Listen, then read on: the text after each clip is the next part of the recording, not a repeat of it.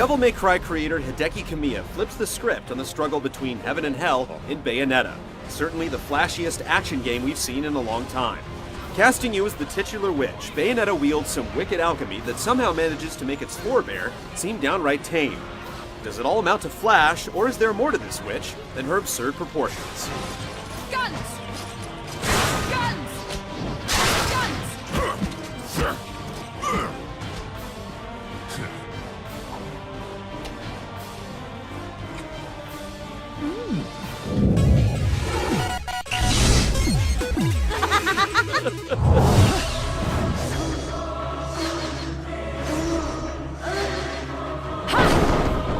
Like most everything else about it, Bayonetta's story seems to relish its absurdity.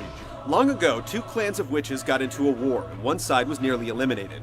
You play as Bayonetta, the last Umbra witch, stricken with memory loss and besieged by the agents of Paradiso, who look a lot like twisted biblical angels on steroids.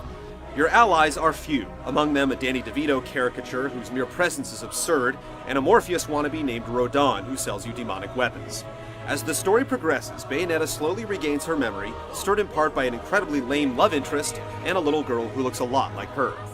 If there's two things I hate in this world, it's cockroaches and crying babies. The story is told roughly half and half by fully animated cutscenes and oddly stylized film strip sequences that look like something fashioned with Gary's mod. Bust a cap in yo ass. Right on, baby. Right on. There are a lot of them, and chances are they'll go right over your head. But that's okay. The story takes you to some cool places that end up being brilliant sets for this remarkable action game. Yeah! As long as there's music, I'll keep on dancing.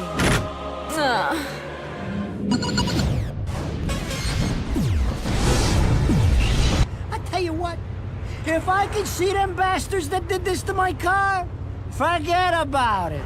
Enzo, the road. Pay attention. If there's one element of Bayonetta that you could consider orthodox, it's its layout.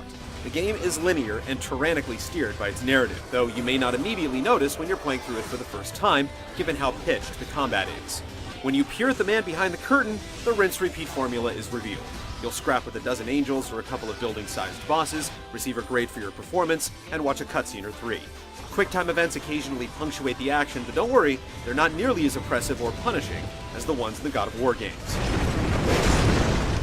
Don't mistake its adherence to formula for a lack of imagination, though. Bayonetta may be by the book, but it's by no means ordinary. Very few enemy types feel like lame witch fodder, and the game is good at mixing up monster compositions in its encounters in ways that keep you engaged and consistently surprised.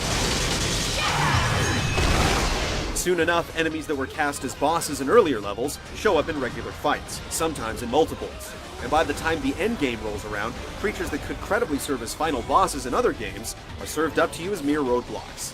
Sure, this means that Bayonetta is recycling monsters, but it does make you wonder just how much crazier things will get down the road. The answer? A whole lot. Among other things, expect some clever, if hit-or-miss homages to classic games interspersed throughout. The game is about 15 hours long, and by the time you're done, you'll have dispatched hundreds of celestial horrors in all sorts of mad configurations, with some of the most far-out moves you've ever seen.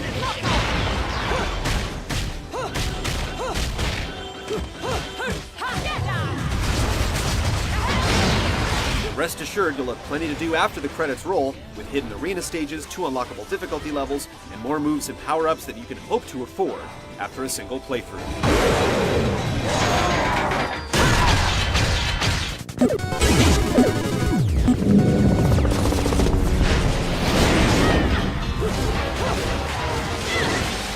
To an onlooker, Bayonetta's combat appears completely off the wall, even borderline nonsensical. When you get your hand on the controls, though, it moves like a revelation. The combat is deep and complex, but never onerous. As your move list and arsenal expand, so does the multitude of ways you can met out the pain, and the results are always explosive and vivacious. At least insofar as combat goes, Bayonetta is currently the action game to beat. Bayonetta starts the game equipped with 4 handguns, one strapped to each of her limbs. As you progress, you get access to all manner of weapons that you can assign in place of them, from swords, shotguns, to rocket launchers. This enables an astounding level of variability when it comes to combat, with results more far-reaching than you'd imagine. More than simply overriding your punch attacks with sword strokes, equipping a katana opens up a whole new slew of combos, complete with unique animations that complement the rest of your moves. The angels you fight will also drop weapons that you can scoop up and wield temporarily, and their effects can be wild. Think pole dancing on a lance for a devastating area of effect attack. The game's master stroke is the witch time mechanic. If you dodge an attack at just the right moment, time slows down, allowing you to lay the pain on your torpid enemies. For a game with such a pronounced focus on obscene offense, it's crucial that you're given incentive to play defensively to a degree. For one thing, Bayonetta would have been just as pretty if it were a button masher, but nowhere near as fun. Uninterrupted strings of offense are rewarded with torture attacks, which work just as advertised, finishing moves powered by brutal torture devices. As evidenced by their sheer graphic variety, it's clear that the designers expended a good deal of creative capital on these nasty little flourishes. Crazy as it all may seem when you're merely watching it, you'll often find yourself scarcely able to believe that it's actually you that's pulling off all that madness happening on screen.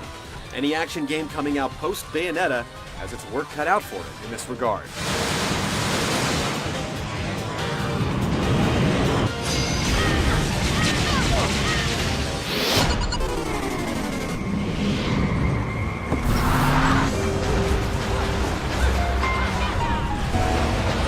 Bayonetta's look is imaginative and extravagant. There's plenty of cheesecake, not surprisingly. More than a few of Bayonetta's moves end with her assuming some kind of pin-up pose. But to write it off because of the ways in which it's exploitative is to do it a disservice. After jewels instead of cash, just like a girl. The angelic monsters you fight look like the nightmare versions of something out of a religious history exhibit. And if you're impressed by games that utilize scale in awe-inspiring ways, wait till you get a load of Bayonetta's last level. Bayonetta is anything if not memorable and inspired. The music is a frankly bizarre mix of J-pop and jazz that often fail to click. The voice work consists of hammed-up stereotypes. You'll laugh at them and not with them. Enzo, someone's given you a present. Too bad. I can't stand bugs.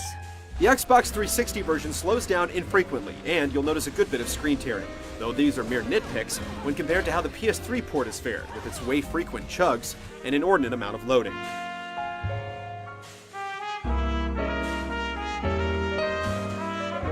Needless to say, if you have a choice, play it on 360.